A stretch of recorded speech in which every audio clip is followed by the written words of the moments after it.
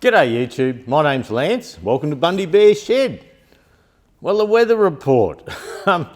21 is as hot as it gets through the day, and this morning it was only 8 degrees, but they said there's a bit of a sneaky breeze around. It felt like 3.5 degrees.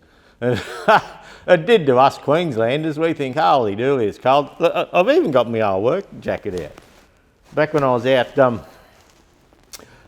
out fixing tractors, doing farm field service, right through winter, I'd have my old jacket here on, and you wouldn't take her off till 9 or 10 o'clock in the morning, and away you'd go and look for it again the next day. But I mean, in the office, where I play around in the office now, I don't sort of wear coats an awful lot.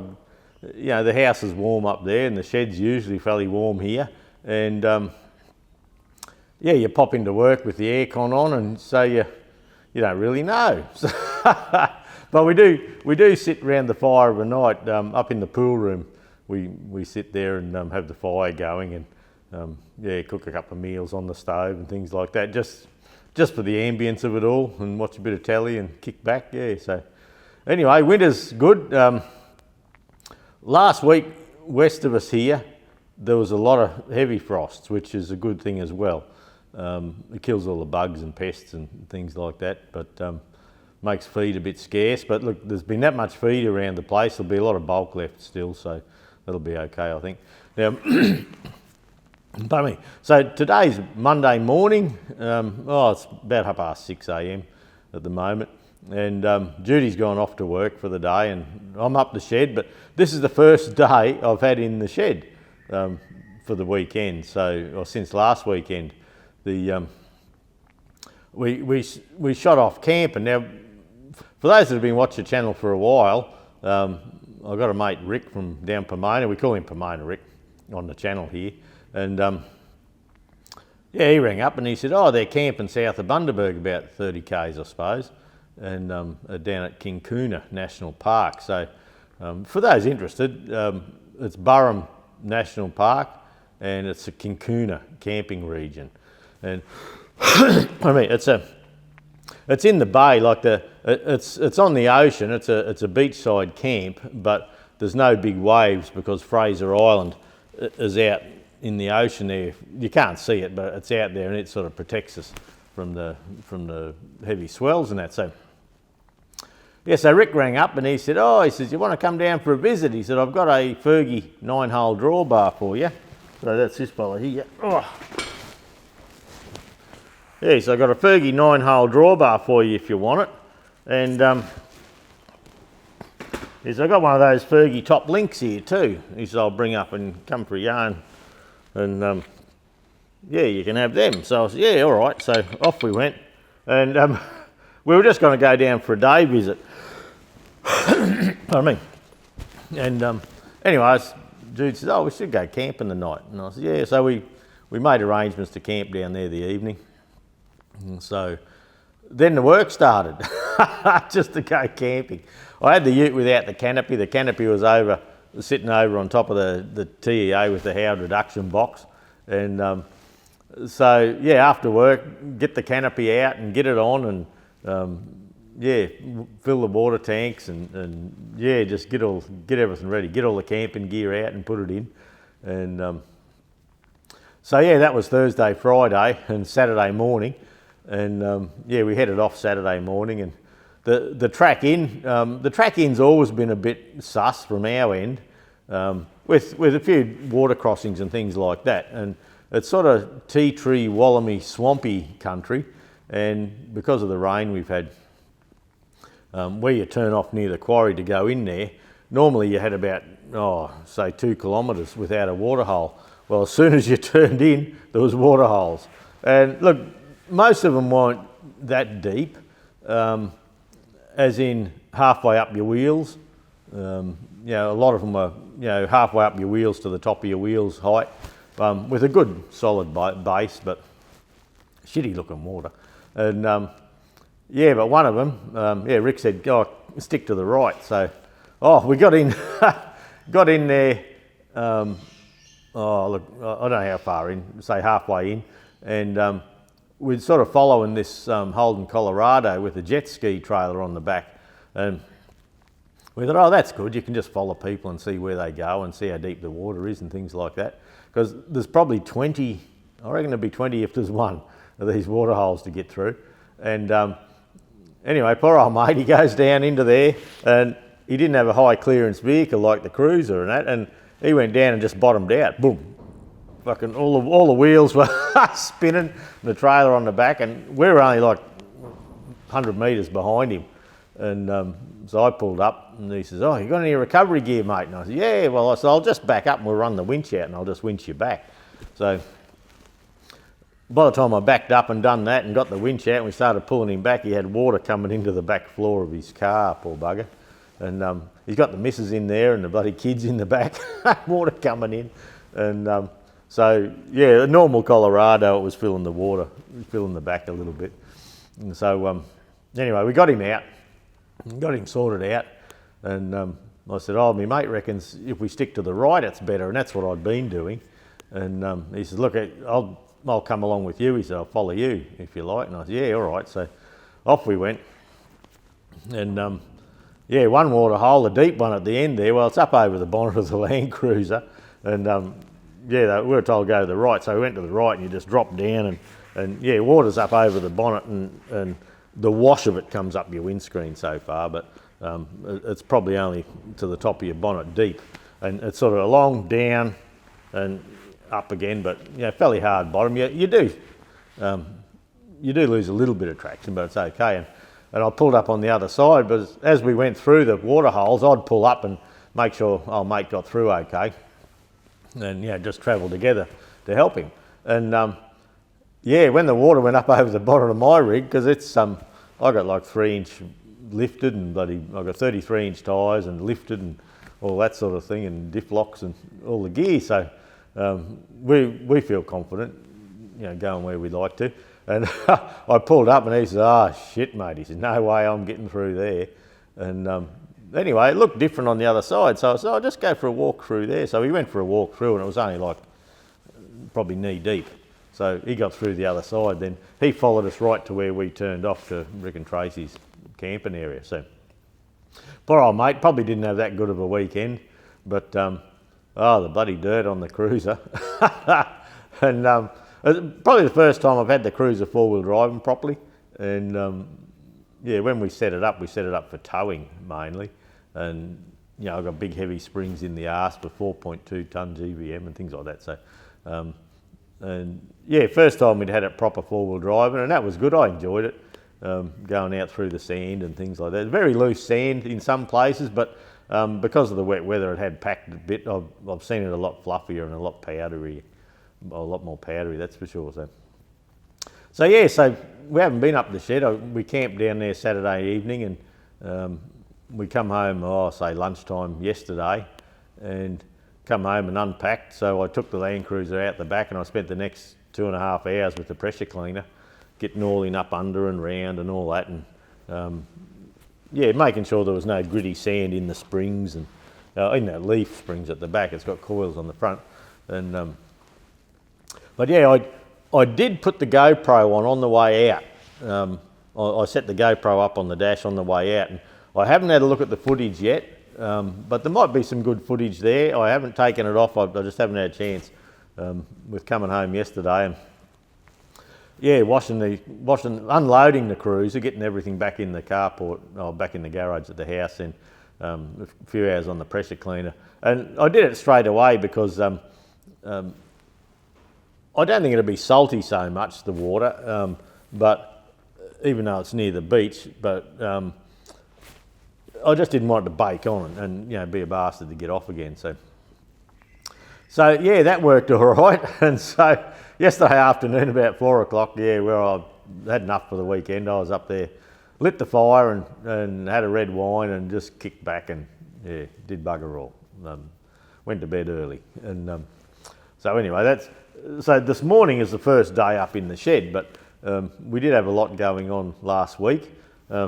Sparex back online. Last Wednesday, Thursday or something, they come back online, everything seems good, and our Agco parts book where we can go in and look at our Massey stuff, that's up and racing again. So that was a relief because that was costing a lot of money. Yeah, we were 32 grand down last week, I think, sometime. So, and in the meantime, I couldn't look up what SparX had or know what was waiting with the project in here. So I did a bit of shopping around the countryside, and yeah, away we went. I think I mentioned that the conrods, I pressed the old gudgeon bushes out and went to press the new bushes in so I could take it and get machined, and they were loose in the end. So I decided to get some new conrods, and this time I chose AgriLine. A couple of reasons. I wanted to have a good look at them, and it's an AgriLine, and as you say, like normally I'd just go to SparX, but I didn't know what they had. I didn't know when they were coming back online, so I went to AgriLine, and it's a AgriLine 7215 as a part number, and they look a well-made rod. Look, all the aftermarket stuff, I do keep a pretty decent eye on it, but I haven't checked a bit all the size and that yet, but can you see in there they've got nice oil grooves up in the top there for lube. The pressure goes down to the bottom. Look, they look a well-made thing. They're all serial. They all got the numbers on the side. Like this is, 291, 291. So, but look, we'll check them out.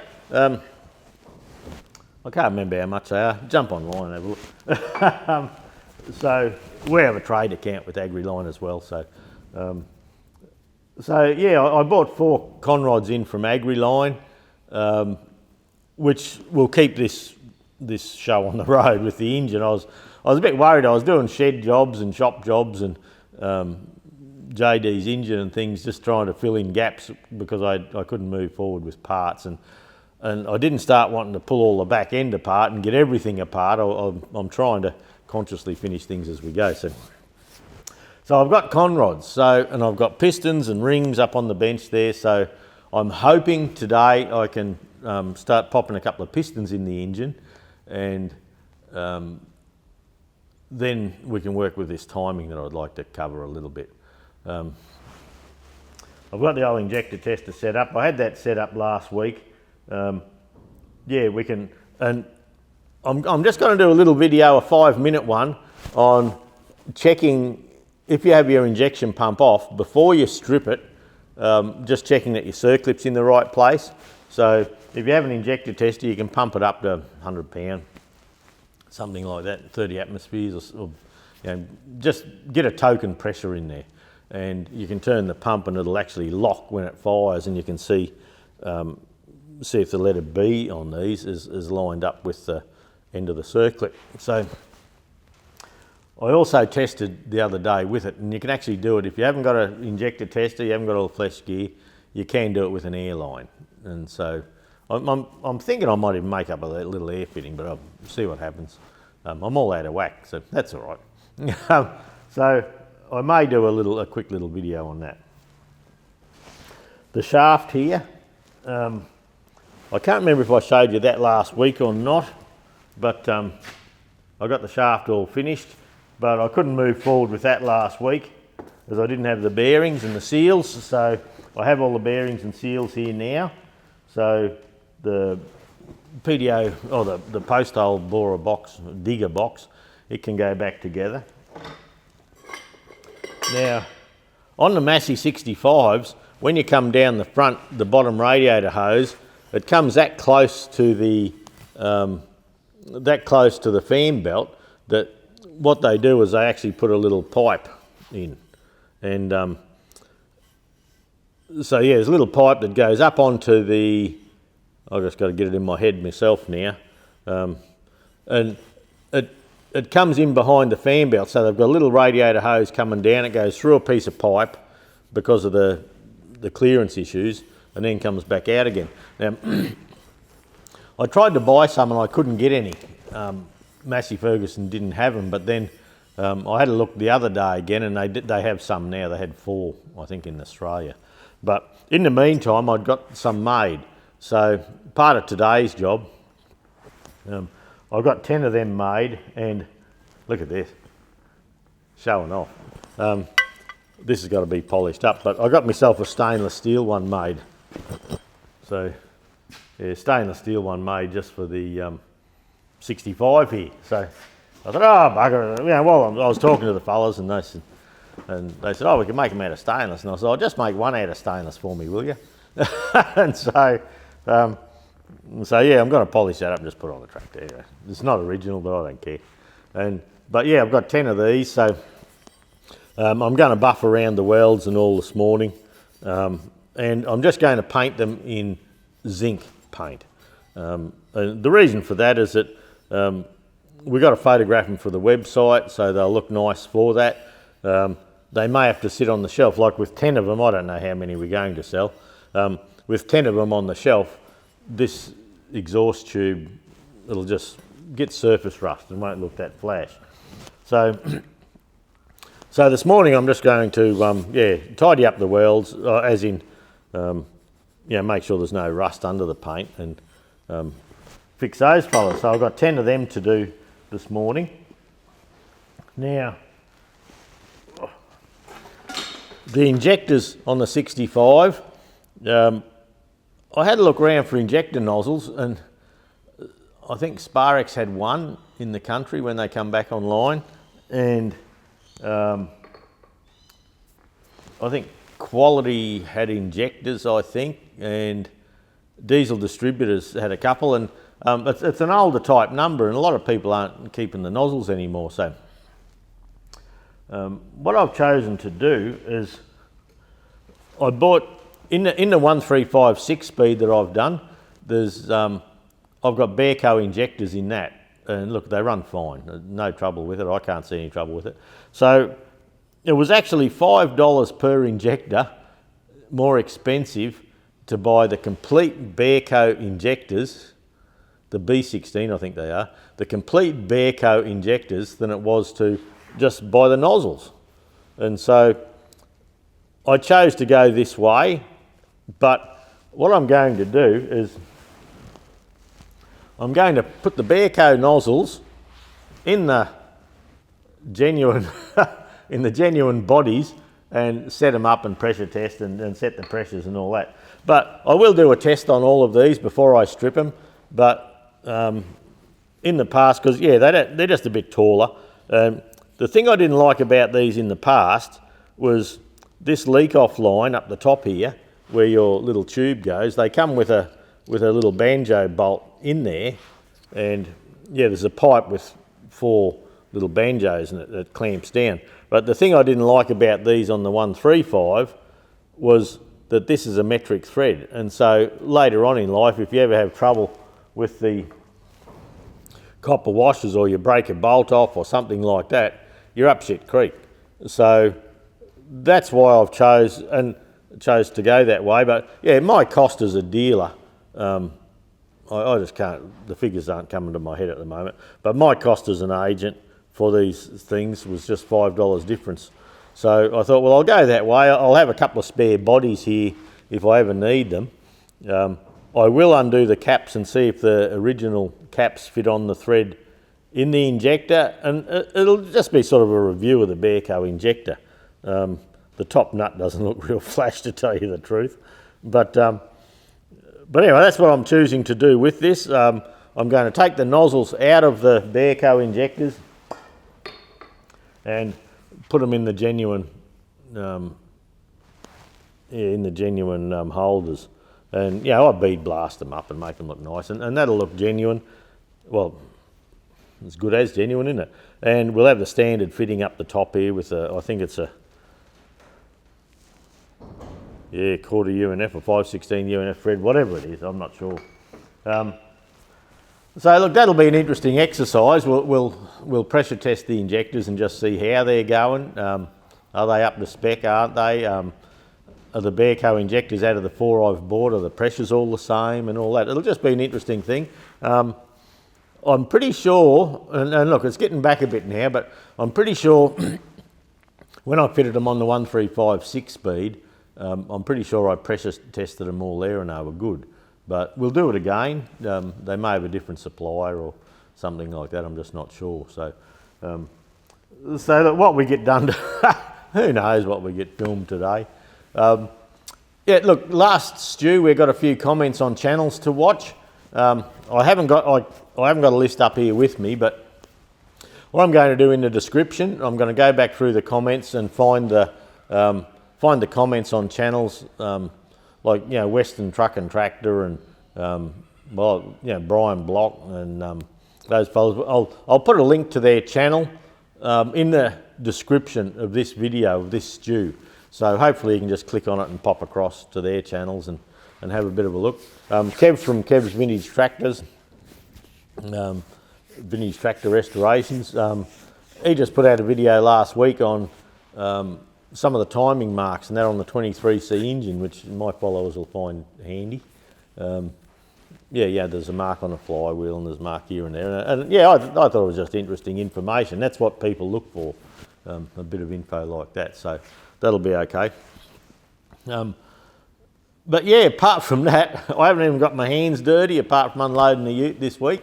I do have to hop out with the ute today. I'll wait till it warms up a bit outside and give it a nice soapy wash and bring it all back up to scratch and get it looking good again. It needed a wash before I went away, and it's funny, you know, I didn't know the track was so bad, and I nearly washed it before I went, and I was like, oh, I should give it a wash, you know, it looks bloody grubby. And geez, I'm glad I didn't. So I've got when it warms up outside, I'll get down the end of the shed there and jump up on a ladder and wash all the solar panels and make sure there's nothing up on the roof I don't know about and clean it. But I got under the bonnet and everywhere, so we've degreased the engine, we've bloody done everything. So I'll probably spend a few hours on the cruiser today. Whether I take the canopy off again, I don't know. Yeah, Jude and I were talking about going camping a little bit more, but then I'm thinking, oh, we just haven't got time at the moment, and yeah, it might be better just to take the canopy off and park it up here and see how we go. So anyway, but look, that's it for this week.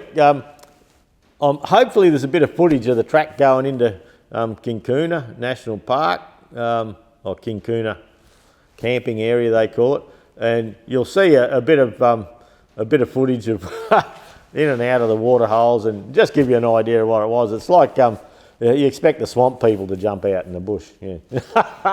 But anyway, look, thanks for dropping by, everyone. I'll get stuck into probably fitting a few conrods and that, so we have a bit of content for next week, and we'll catch you all next week.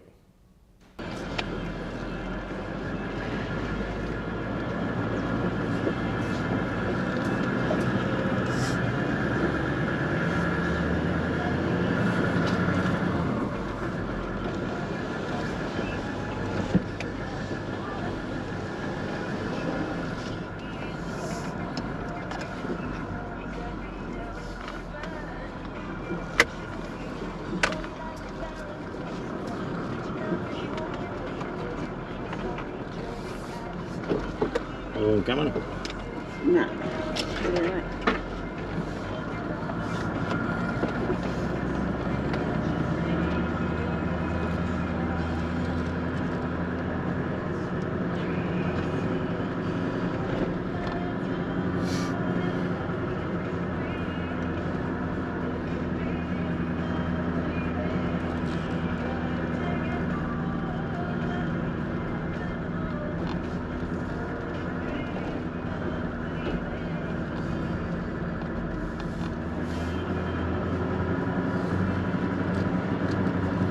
Someone up ahead of us, I see. Oh, yeah.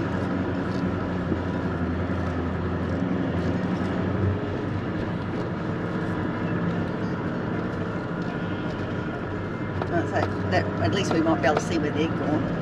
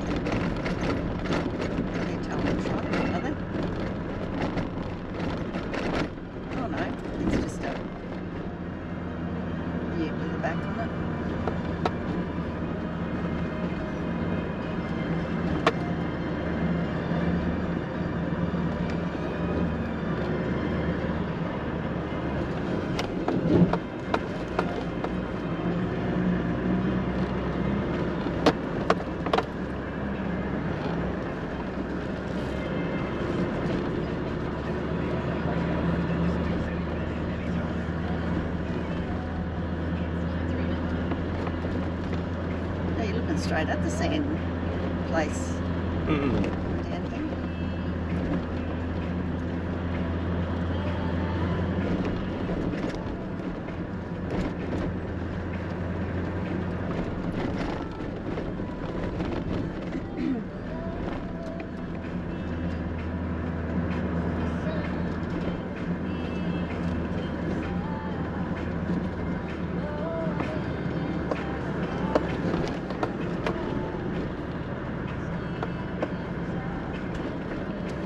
Through there.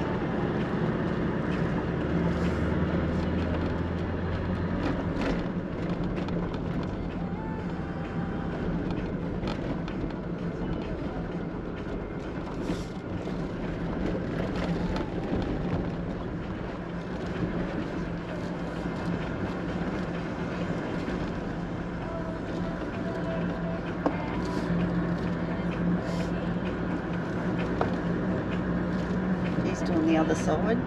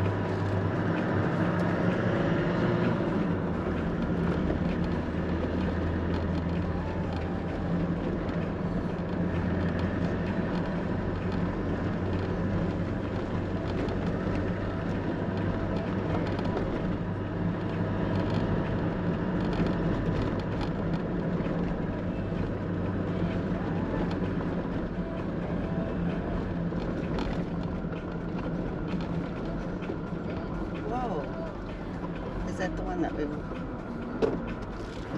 Yeah.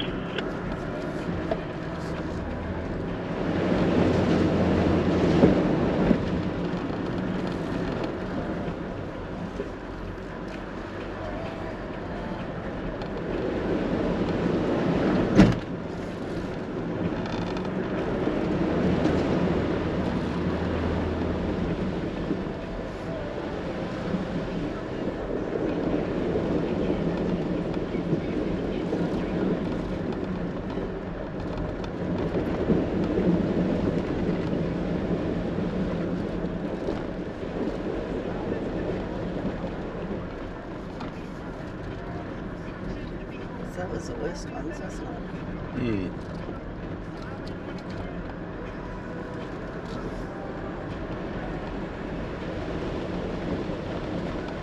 It's got a hard bottom. Yeah. You wonder when this finds up a bit that will they drop a few loads of gravel into the holes and Yeah. so,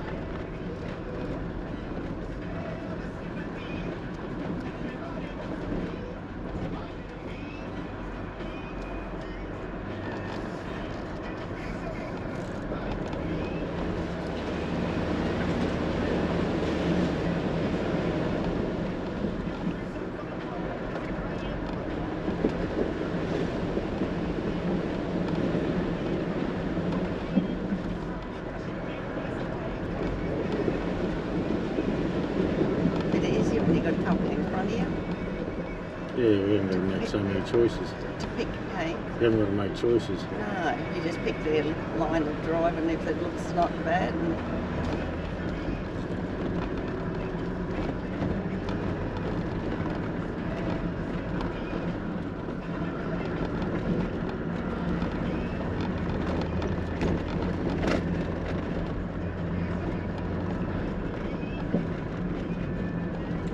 pulling up to.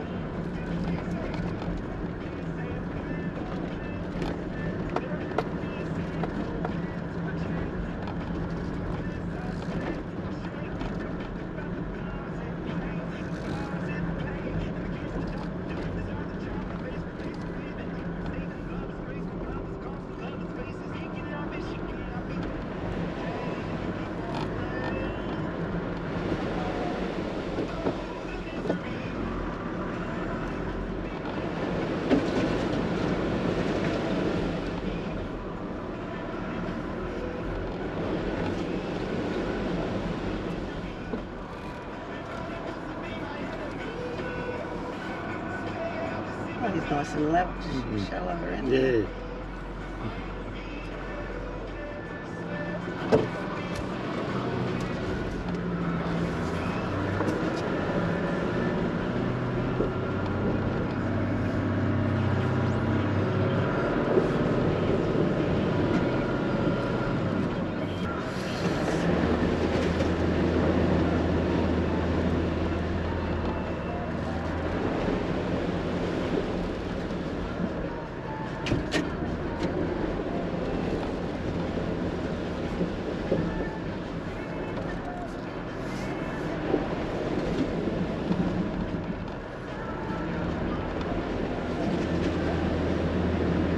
You stirred up well anyway. Yeah. Like a bloody washing machine.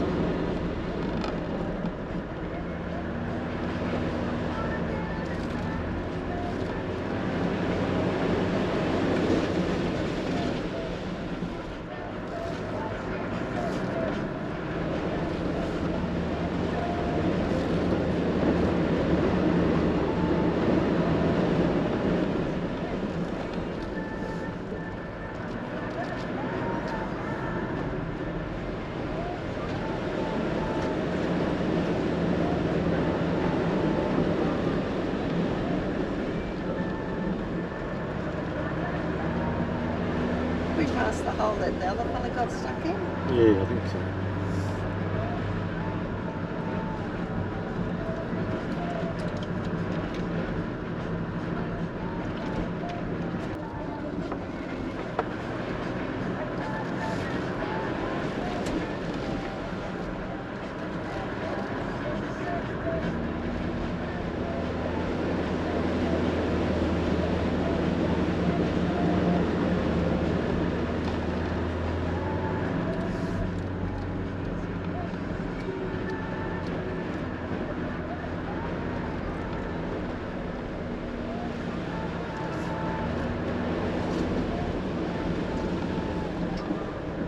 We're back at the gate. See the high bit?